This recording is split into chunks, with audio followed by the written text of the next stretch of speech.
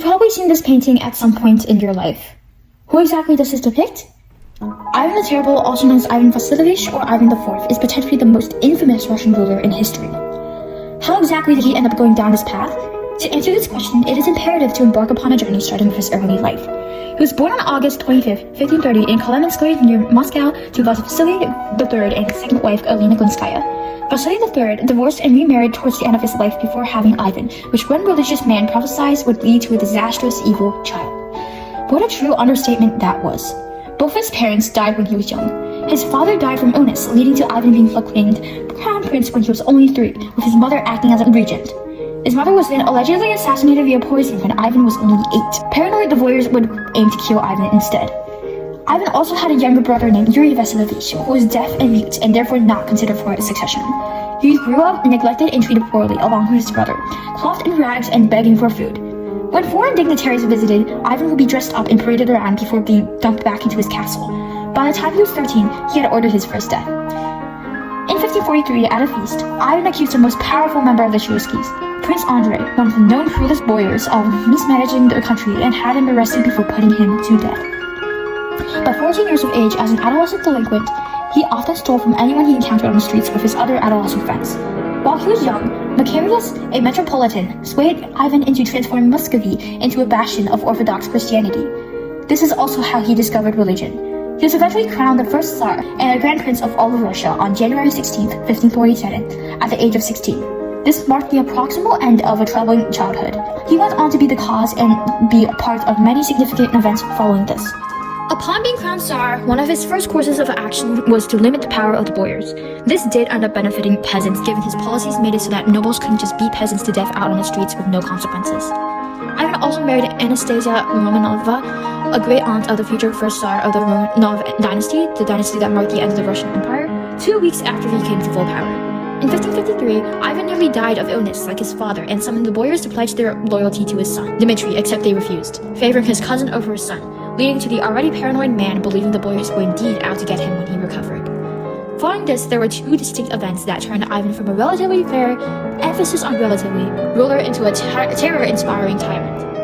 Ivan's friend, Prince Kurbsky, betrayed him in a conflict in 1558, defecting to the Lithuanians during Ivan's attempt to conquer the Baltic territory of Livonia, leading to a terrible defeat. The second event was when Ivan's wife, Anastasia, died in 1560, having borne only 2 male heirs. Ivan's initial reaction to her death and his friend, Prince Kurbsky's betrayal was to remove himself from Moscow to Alexandrov, where he wrote 2 letters signaling his intention to abdicate. The noblemen and clergymen tried to rule in his absence, but it was impossible given Russia may very well implode from this power vacuum he left in his tracks, so they sent an envoy to beg Ivan to change his mind.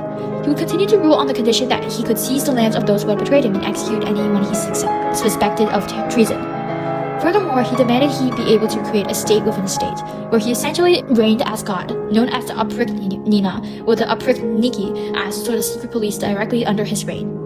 In the 1550s, Ivan set his sights on Kazan, a minor khanate found on the Volga River. He begged the Christian God, setting aside hours every day in prayer for aid in conquering Kazan.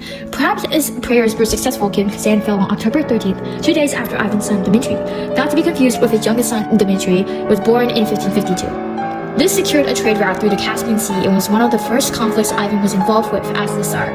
Soon after, in 1556, the Khanate of Astrakhan at the mouth of Volga was annexed without a fight, and from then on, Volga became a Russian river. In 1570, Ivan was convinced that the city's leaders, clergy, and most prominent citizens were conspiring against him, so he ordered an assault on the city. Priests and monks were rounded up and beaten to death. Their churches and monasteries were ransacked. Prominent merchants, officials, and noblemen were tortured and executed. Even their families could not escape this fate. They were rounded up, tied up, and thrown in the Volkhov River. Any who tried escaping were drowned in the icy waters by soldiers armed with spears, axes, and boat hooks. Lower-class merchants were targeted by the Oprichniki, who were ordered to seize profitable goods and destroy storehouses and shops. The poor didn't face better either. The city was full of peasants in search of work because of famine occurring over the years. Evicted merchants and their families were thrown out of the city, left to freeze and starve to death in the winter, leading to about 12,000 dead citizens in Novgorod. With its administrative and religious structures destroyed, its prominent citizens executed, its commercial center gutted, and most of its wealth stolen, the city was so destroyed that it was no longer Russia's second city. The remaining population fled to find a better life elsewhere. It took centuries for Novgorod to fully recover from its attack. Only a year later, in 1571, unprepared due to having been misinformed by his opportunity spies for the 120,000 men sent as a force from Crimean Tatar, Ivan had no choice but to flee with all the treasures he could gather, leaving Moscow to its unfortunate fate. In the end, 160,000 Muscovites ultimately died. Ivan abolished the Oprichnina the following year as the Oprichniki failed to protect Moscow and also likely to cover his own failings during the crisis. Only a decade later did he famously kill his son after an argument surrounding him beating his daughter-in-law, Ivan Ivanovich's wife, until she had a miscarriage. Before he died soon after in March 18th of 1584, with him seeing the completion of the construction of a centrally administered Russian state with an empire that included non-Slavic states. Even after his death, many of the policies he instilled and the terror he spread held significance for much longer afterwards. Ivan centralized power in Russia by strengthening the authority of the Tsar over nobility and region rulers, and expanded Russia's territory by leading successful military campaigns and even drafting a new legal code. He nearly doubled the size of Russia, known as the Grand Duchy of Muscovy at the time. Despite his reputation, he also supported the development of music, religious art, and literature, which continues to influence Russia's identity to this day. His reign also led to the canonization of many Russian saints in the Bible. Surprisingly, his famous or perhaps infamous moniker took almost 2 centuries after his death to stick. In fact, peasants early after his death even felt he was a just ruler, who sided with the people over the aristocracy, although this is disproven given Ivan stripped a group of peasants who came to him for aid and set their beards on fire. Ivan also implemented important military reforms to modernize the Russian navy and army. His reign also indirectly led to the time of troubles when his simple-minded son, Fyodor Ivanovich, was Tsar given he killed his only other viable heir, Ivan Ivanovich. On the topic of Ivan Ivanovich's death, this famous act of domestic murder inspired one of the most famous paintings from Russia depicting the scene. His infamy was spread so thoroughly that even centuries later, his terror is taught to Russian schoolchildren to this day. To some, he has even become a symbol of great or also admittedly terrible power. This notion has been demonstrated by the city of Oryol's recent decision of erecting a statue of this famous figure. This is truly a fitting legacy for such a terror-filled reign.